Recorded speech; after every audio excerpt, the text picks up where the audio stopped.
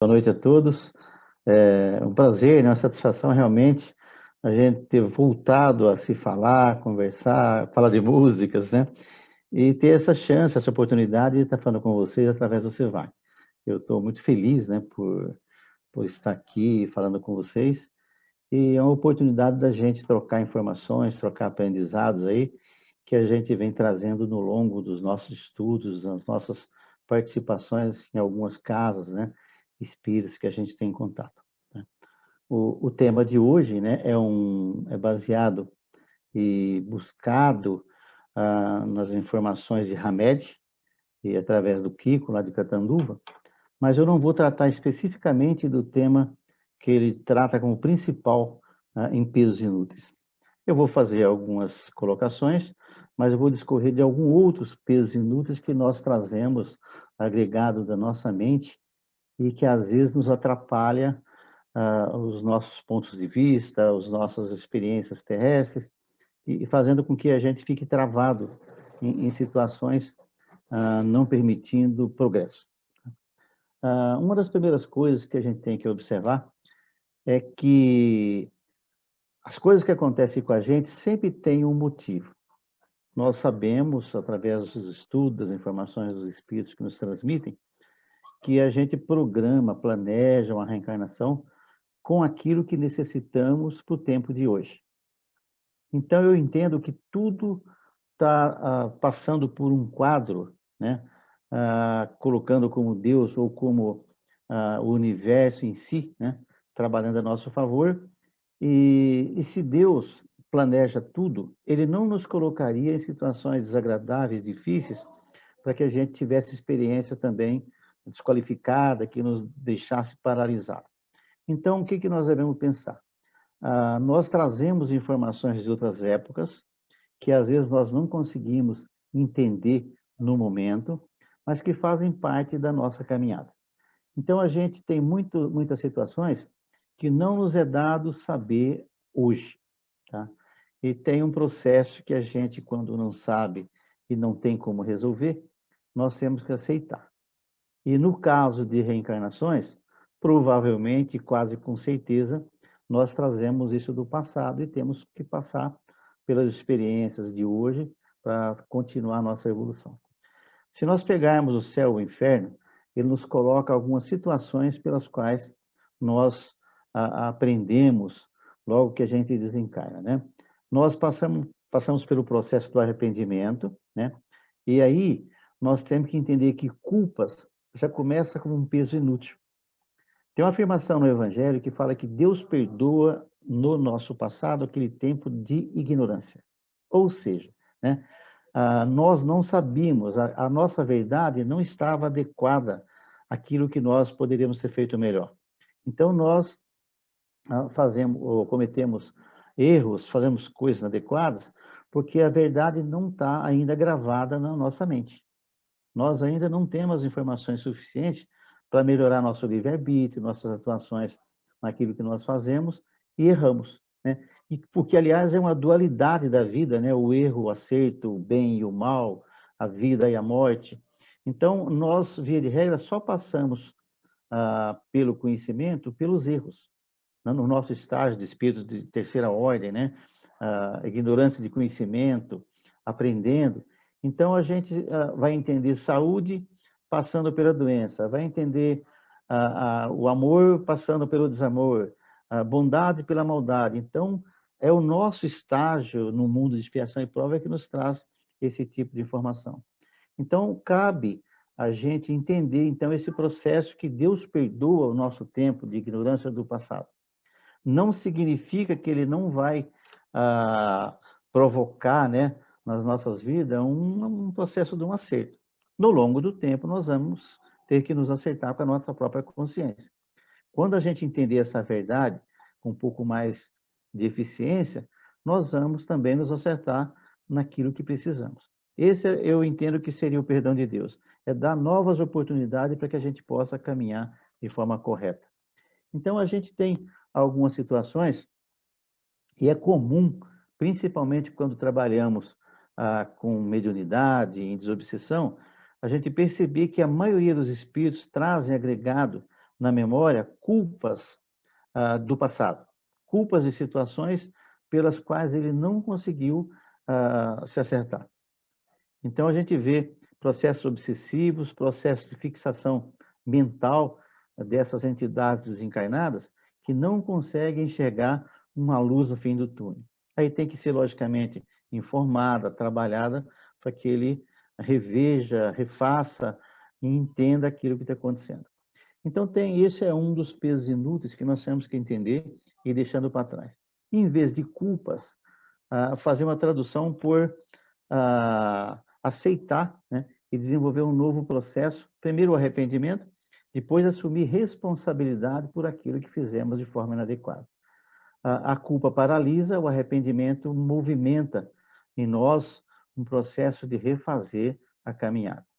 Então, buscando de novo o céu e o inferno, o próximo passo do arrependimento seria você expiar, tá? Nós estamos aqui num plano, num mundo de expiação e provas, e nós temos a oportunidade de ter essa expiação para recompor e rever aquilo que fizemos de forma errada. Então, a expiação nada mais é, e ela até se confunde com as provas, né? Às vezes é difícil você definir o que é uma coisa e o que é outra, mas nós temos o arrependimento e não culpa. A culpa paralisa, o arrependimento nos dá chance de progredir. Então, nós temos o arrependimento, nós temos a expiação, depois nós temos a reparação. Tá? Nós vamos poder, ao longo das nossas encarnações ou no plano espiritual, reparar o erro ou aquilo que fizemos de forma inadequada. E depois também nós temos um processo mais interessante, que é a sublimação. A gente acho que está longe de se sublimar, né? Ou passar por aquilo que fizemos de maneira sublime, né? Um exemplo típico de sublimação, para quem acompanhou no passado aquele incêndio, não sei se da Joelma ou de Fichandraus, uma moça que virou um filme depois, né? Ela participou no passado dela de botar fogo nas pessoas, nas cruzadas, e depois ela morreu nesse incêndio, né? E teve depois acho que um poema de Neio Lúcio, através do Chico, que traz a informação que ela tinha passado por todo o processo do arrependimento, o processo da reparação, e aí, mas ela quis sublimar. Então ela veio passar pelo processo do fogo. Tá? Deve ser muito, né, complicado isso, mas espíritos já de gabarito, né, às vezes até aceita passar por isso aí. Então a gente tem essas situações que a gente pode traduzir, né, quando você se sente culpado, como um peso inútil. Não adianta carregar culpa. O processo é você se responsabilizar e tomar um caminho novo. E a gente tem algumas situações que nos paralisa realmente, né? A Hamed fala da morte, né? O que é a morte física? Ele fala que no universo tudo se transforma. E a morte é mais uma etapa. Então, tem pessoas que se agregam à morte física de alguém da caminhada e entra em depressão, e entra num processo de luto que nunca termina, tá? Ele não consegue se desvencilhar porque criou uma simbiose com a pessoa de dependência física ou uma dependência emocional e não entende que a vida transcorre também do outro lado, ou do campo espiritual, do lado espiritual. Logicamente, nós espíritas, né, já temos informações que a vida não termina por aí. Então, é muito importante que a gente faça uso dessa informação, possa ensinar as pessoas que passam por esse processo, que não conseguem se desvencilhar desse peso inútil, né, que a gente às vezes carrega com relação a estar ligado a alguém que desencarnou. Nós teremos novas chances, né, de reencontro. Se não em etapa futura, pelo menos em sonho, pelo menos por intuições, pelas quais nós podemos criar caminhos ou situações novas. Então, a morte física em si, ou você se agregar a ela como algo difícil, não aceitável, trava realmente a nossa vida. E a gente vê muitas pessoas que entram em vazio existencial porque não entende, não aceita o processo, ou vive no luto eterno. E a pessoa, às vezes, entra em depressão e não consegue sair mais, tá? Muito embora tenha cura, né? Às vezes a depressão, mas tem muitas pessoas que não conseguem sair desse vazio existencial porque estava vinculada ao outro de tal modo que vai lhe fazer falta e ela não vai entender o processo.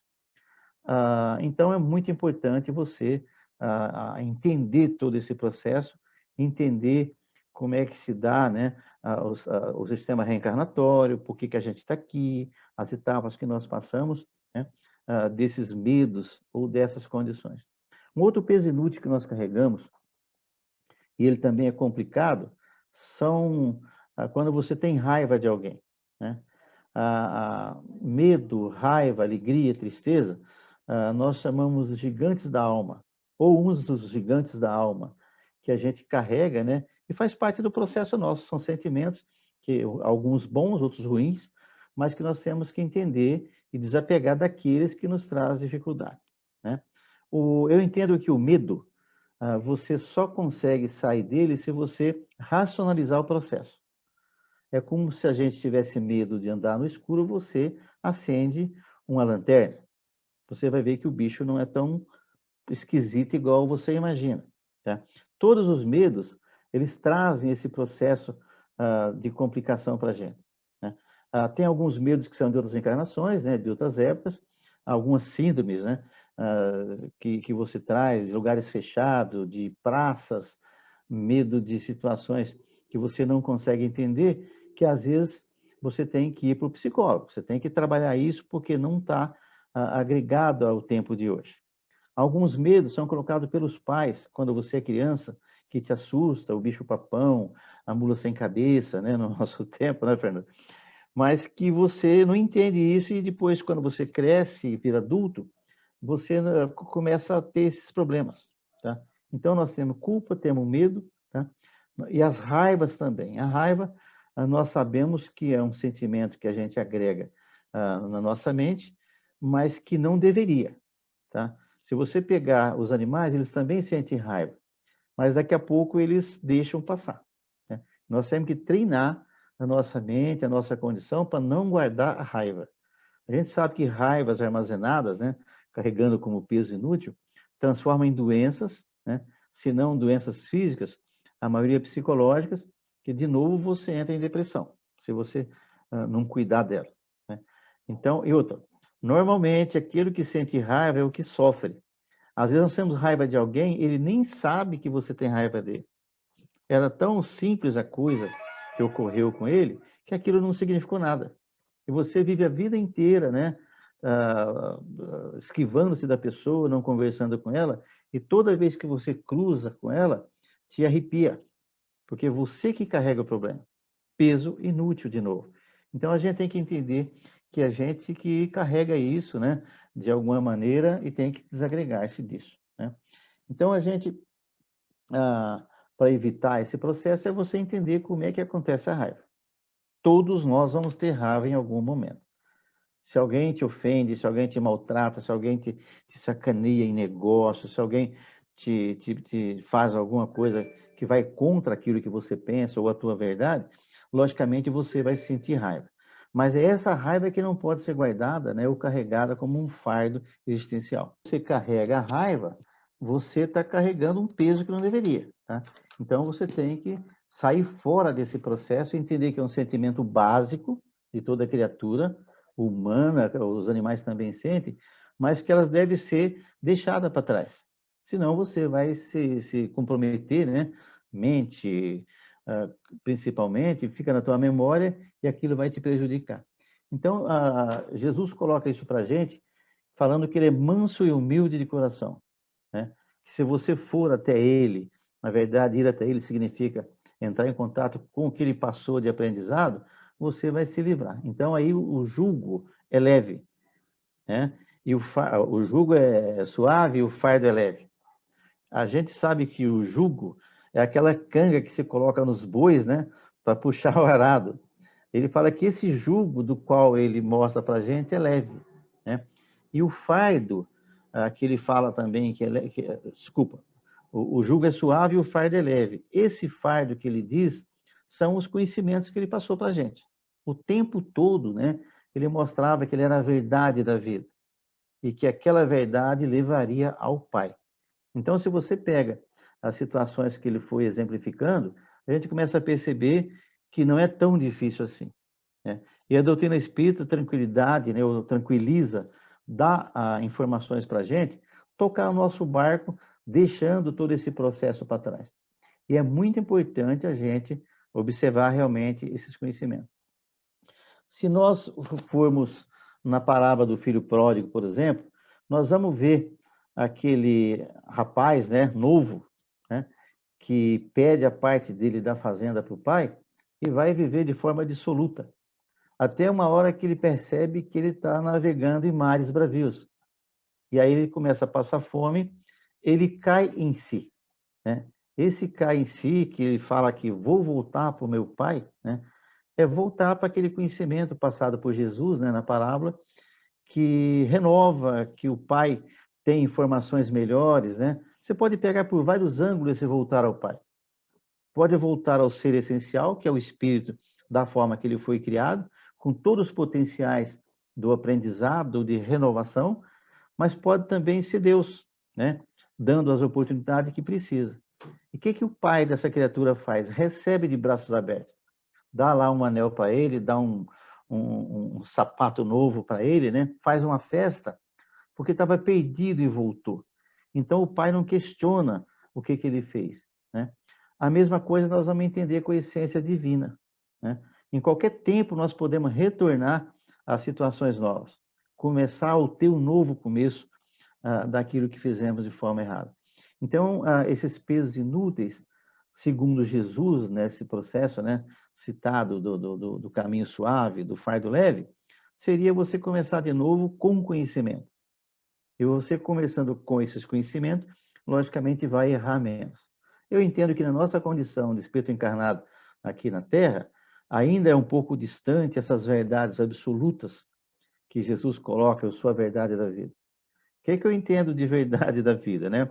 Jesus, no padrão de conhecimento dele, que ele falava que ele era assim com Deus, né? Eu e Deus somos uno, significando que ele conhecia tudo das informações possíveis do universo, que nós não sabemos todas ainda. De toda a lei da física, a da aerodinâmica, a dos conhecimentos morais. Então ele era top nisso aí. Só que ele acrescenta também para a gente que se nós fizéssemos aquilo que ele ensinou, um dia nós seríamos tal qual ele. É uma promessa de Jesus.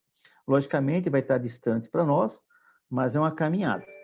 Então, se você for deixando esses fardos ficarem mais leves durante as nossas existências, a atual e outras que virão, nós vamos estar caminhando para essa verdade também que Jesus citava lá, né?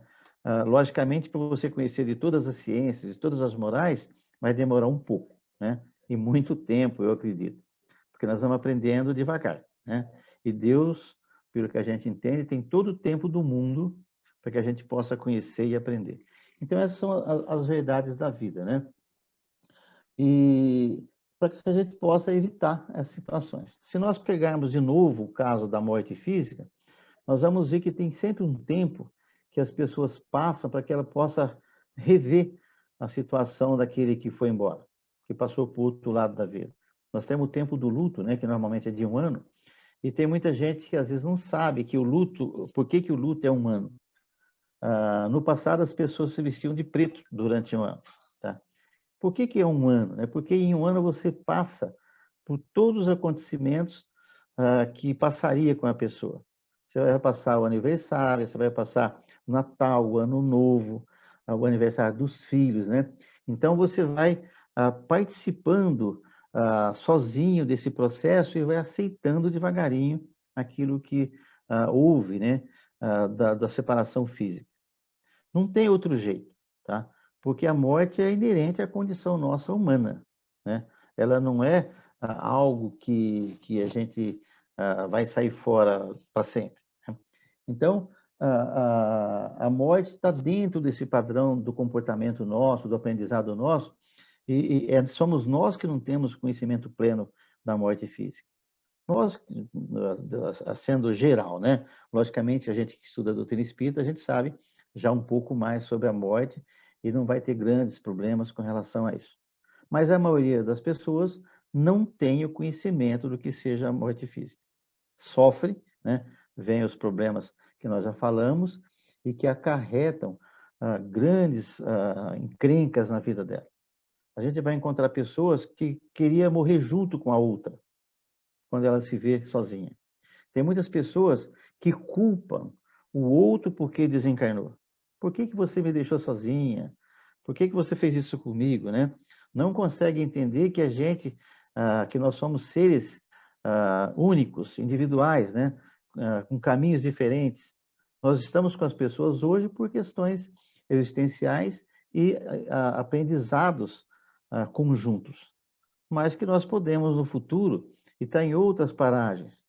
Logicamente, nós sabemos também que, via de regra, a gente reencarna por um bom tempo com as mesmas pessoas.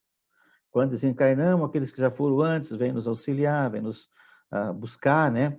Às vezes a gente nem percebe que nossa frequência mental está totalmente desnivelada, mas, via de regra, eles vêm nos assistir, vêm nos dar a oportunidade de entender mais rápido esse processo. Então, a gente tem que entender isso, né? E não carregar isso para o futuro. Enquanto é tempo, estudar, pesquisar, avaliar, né? O que nós estamos fazendo aqui, entender através das nossas ações de hoje, o que nós repetimos de erros o tempo todo, o que nós somos. Se você erra sempre da mesma maneira, aí está uma questãozinha que tem que ser resolvida. Se você começa a ter raiva de tudo e de todos, vive mal-humorado, espera aí, tem coisa errada comigo, né? Se você não consegue sair dos seus medos existenciais, de novo, nós temos que buscar o motivo do medo, racionalizar aquele problema, tá? Eu tenho medo, por exemplo, da velhice, né? Que são alguns medos que quase todo mundo tem. Medo de ficar velho. Nós não sairemos, a não ser que a gente desencarne jovem, né? A gente não vai sair da velhice. O que tem que acontecer, então? Nos prepararmos para, quando formos velhos, ser pelo menos um velhinho boa praça, bem-humorado, né? Que brinca com os netos, né, Fernando? Que a gente possa fazer isso, né? Eu chamo que a gente tem que aprender a plantar bananeira de novo, né? Jogar a bolinha de gude, né? E porque se você for um velho ranzinza, provavelmente você vai para um asilo. E já passei, já visitei asilos, e o que tem de senhores, né, de idade, senhoras de idade, abandonado pelos filhos, é brincadeira. Então, que a gente não passe por isso. Então, vamos eliminar e largar esse peso, né, do medo da velhice do lado, né? Exercitando situações, estando de bem com a vida, de bem com os filhos e com os netos. Outro medo interessante também é o medo de doença, tá? Nós temos medo de ficar doentes e faz sentido. Só que nós sabemos que, para a gente desencarnar, via de regra, são as doenças que nos levam ao processo. Tá? Então, é preparar o tempo todo para uma vida saudável, né? E às vezes nós não temos a oportunidade quando criança, porque os pais não sabiam tratar disso, como a gente sabe hoje, né? Com a experiência que temos, mas a gente vai desencarnar num processo doentio. Ou o corpo fica fraco, né? Acontece uma morte às vezes natural, ou você passa por doenças complicadas, um pouco mais difíceis, mas elas chegarão com certeza. Então você tem que estar preparado para esse tempo da dificuldade, da morte natural ou da morte que traz agregada a ela o processo doentio. Um outro medo que a gente tem que verificar é o medo da miséria, né? A gente, o tempo todo, né, principalmente quem vive de empregos, você tem medo da miséria, de uma hora ficar desempregado. Mas se você questionar, perguntar para as pessoas mais velhas que a gente, ou que vieram antes, elas sobreviveram às intempéries do tempo. Elas arrumaram um novo emprego, elas conseguiram montar um negócio que desse resultado. Poucas pessoas morrem à míngua ou morrem na miséria. Só aquelas que não procuraram, de maneira coerente, uma nova maneira de trabalhar, de viver a vida. Então, a gente pode sanar esses medos mais difíceis de uma forma de procurar saídas, tá? E se preparar para esse tempo um pouco mais complicado. Então, medo da morte, nós todos vamos morrer. Medo da miséria, dificilmente alguém fica na miséria. Você se preparou decentemente numa profissão, Você vai tocar isso com tranquilidade. A doença era inerente à nossa capacidade ou final da vida. Nós temos que aprender a ter saúde, a nos organizarmos de maneira correta, né? Para que a gente não passe por dificuldades nesse tempo. E aí tocar o nosso barco e não carregar isso como um peso difícil para a nossa existência. Então é muito importante a gente parar para pensar nesse processo, né? Outra coisa que a gente entende também como peso inútil é você ficar trazendo coisas do passado para o presente. Nós temos a mania de trazer coisas complicadas da nossa existência, né? E carregando isso eternamente. Pessoas ou dificuldades do passado precisam ficar no passado, buscando de novo o Evangelho. Todo aquele que pega no cabo do arado e olha para trás não é digno do reino dos céus. Então, se você enche a sua mente de situações difíceis do passado, você não vai estar em paz, né? Essa é a tradução que a gente pode fazer do tempo de paz, né? Ou do tempo do reino dos céus. Onde está o reino dos céus? Dentro da gente, dentro de nós. Deus também está na nossa consciência, o reino dos céus está na nossa consciência, é você viver em paz. Eu entendo que todas as pessoas que tiveram a vida digna, que tiveram paciência, entenderam as coisas que precisavam entender, elas terminarão o seu ciclo de vida em paz ou pacificadas. Porque o que ela esperou da vida, a vida trouxe, o que ela pôde fazer, ela fez, então ela está coerente com o tempo dela. Então a gente pode voltar em Jesus, né?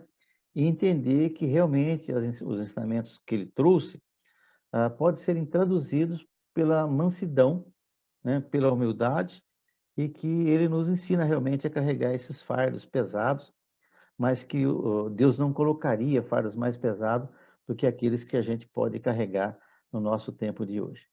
Então a gente encerra essa preleçãozinha, né, com esse ponto, que nós podemos buscar no Evangelho de Jesus as situações para que a gente não carregue esses pesos inúteis de forma difícil e que entenda que o fardo nosso é nosso, tá? Às vezes não dá para dividir com o outro pode nos auxiliar, mas é nosso. Então nós temos que procurar ferramentas para que a gente possa carregar esse fardo, né, de maneira mais tranquila e chegar ao fim das nossas existências de hoje e outras de maneira mais adequada e com paz de espírito, com paz de consciência e com tranquilidade. Então, é isso, gente, a minha conversa de hoje.